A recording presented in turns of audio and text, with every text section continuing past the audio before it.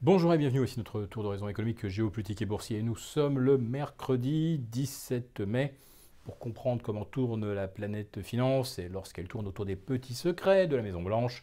C'est sur la bourse au quotidien et nulle part ailleurs et l'épisode du jour s'intitulera Les néoconservateurs n'ont pas dit leur dernier mot. Et là, il y a un petit jeu de mots, c'est MAUX.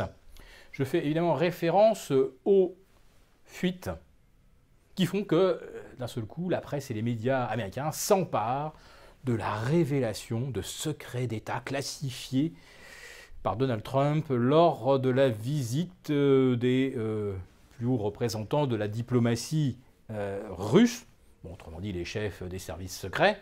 Donc quand on est dans le bureau ovale et qu'on est entre chefs des services secrets, qu'est-ce qu'on évoque? Des secrets. Mais voilà, d'habitude, ça n'émeut évidemment personne et jamais la presse ne viendrait expliquer que M. Obama a échangé des secrets avec M. Lavrov ou avec M. Medvedev ou avec M. Poutine ou avec les plus proches de Xi Jinping. Ça tombe sous le sens. Oui, mais quand c'est M. Trump, lui, il n'a pas le droit de dévoiler des secrets parce que c'est M. Trump, naturellement. Et en plus de ça, il dévoile des secrets provenant des services secrets israéliens. Comment ça? Les Israéliens et les agences de renseignement américains s'échangeraient des informations.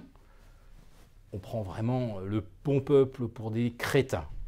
Oui, évidemment que le Mossad, les services secrets de l'armée israélienne, la CIA, la NSA et toutes les autres agences s'échangent des informations, ils utilisent les mêmes satellites, etc. Donc bien sûr, mais la divulgation pour l'opinion publique, elle est catastrophique parce que le bon peuple, il ne sait pas en général. Il s'émeut d'un rien. Et là, il est clair que l'on vise à discréditer M. Trump. Ah, il a révélé des secrets. Parce que les Russes, eux, ils sont venus et ils n'ont évidemment rien dit. Ils ont parlé de la recette de la vodka à la myrtille. Ils n'ont rien donné en échange, naturellement. Bon. Ça, cette fuite, d'où provient-elle? En tout cas, il est absolument certain, c'est qu'elle arrange énormément les néoconservateurs qui ont décidé, juré de faire tomber Donald Trump. John McCain en tête. Alors John McCain, c'est l'ultra-droite républicaine. Mais vous avez Hillary Clinton qui poursuit exactement le même but et qui a même créé un mouvement. Alors c'est pas les décodeurs, là c'est juste pour tacler Donald Trump chaque fois qu'il prend une nouvelle mesure, alors qu'elle soit largement médiatisée ou pas. Hillary Clinton a décidé de mettre des bâtons dans les roues systématiquement à Donald Trump. C'est pleinement assumé et du côté néoconservateur également. Alors ça devrait faire réagir Wall Street, mais pour l'instant, on a l'impression qu'on a affaire à une méduse échouée.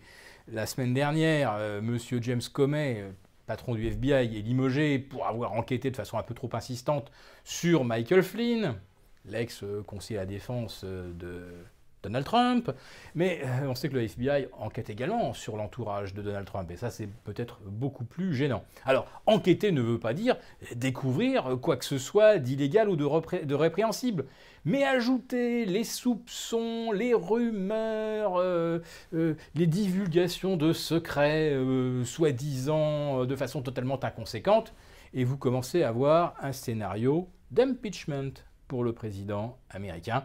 Car manifestement, les Israéliens ne pourront plus dévoiler de secrets, puisqu'ils risquent de se retrouver entre les mains des Russes, naturellement.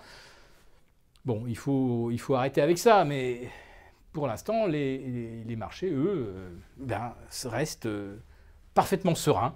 Regardez l'indice de volatilité, il est toujours proche de 10, de son plancher historique. En fait, on l'avait créé à 10 en 1993. On se disait que ça allait peut-être tomber à 8 ou monter à 12. Et puis finalement, c'était monté jusqu'à 50 en 2008. Mais on est revenu sur les planchers historiques. Et le Nasdaq, hier soir, il a battu un 12e record sur 17 séances. Donc ça veut dire qu'il bat, on va dire pratiquement 3 records tous les 4 séances. Du jamais vu depuis l'automne 1999. Inutile de le dire, on n'a jamais vu autant de records. Et on n'a jamais vu non plus ni le S&P ni le Dow Jones stagner depuis le 24 avril dernier. Ça fait maintenant plus de 3 semaines et demie. On ne les a jamais vus stagner au sein d'un corridor de 0,5% d'amplitude. Là, je prends toutes les clôtures les plus basses et les plus hautes. 0,5%. C'est cherché sur 100, 120, 130 ans. Ça n'est jamais arrivé sur les marchés américains. Donc, on est bien là face à la preuve éclatante qu'il n'y a plus acheteur ni vendeur dans le marché, que les cours sont totalement administrés par les banques centrales et qu'on ne prend même plus le risque de devancer la prochaine initiative ou la prochaine déclaration des banquiers centraux. On attend qu'ils donnent carrément le signal et qu'ils ordonnent de faire monter le marché. Une banque centrale, ça fait monter le marché systématiquement. Et le Nasdaq, qui atteignait 6170 hier soir, pourrait bien tester 6180 aux alentours de 16 heures.